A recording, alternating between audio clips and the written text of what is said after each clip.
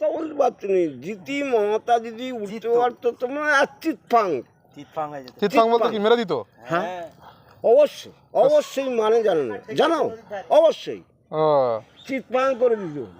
তাই হুম, কি অবস্থা? সহজে গুলি টানে এত সহজে গুলি টানে এত সহজে। হ্যাঁ হ্যাঁ, আমি হচ্ছে মনে করি, আর দীপুর সঙ্গে আমার লাইন আছে।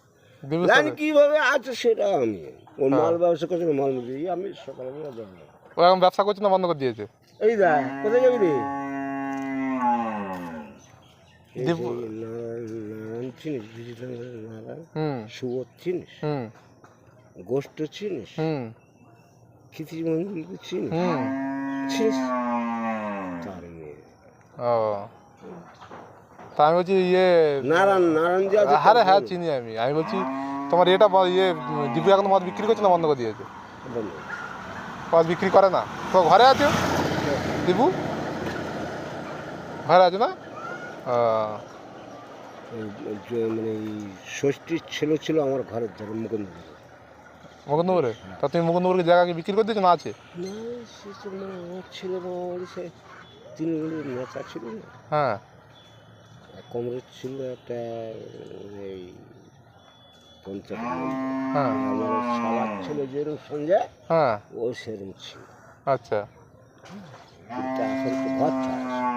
ঘর ছাড়া তো ওখানে ঘর ধরে সব আছে তো? হ্যাঁ ঘর ছাড়া। ও আমার নাতনি আছে, তিনটে নাতনি, একটা নাতনি বিয়ে দিয়ে দিয়েছি, হ্যাঁ দুটো নাতনি আছে। হ্যাঁ ওর দাদু এইসব হচ্ছে, হ্যাঁ কাগজপত্র দিয়ে গেছেন।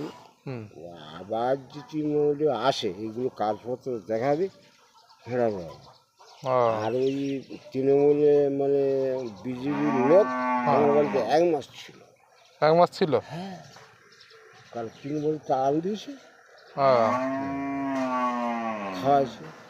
ও আমার ছেলে বলে তুমি ওই খানকির ছাওয়াল লেগে রাখো।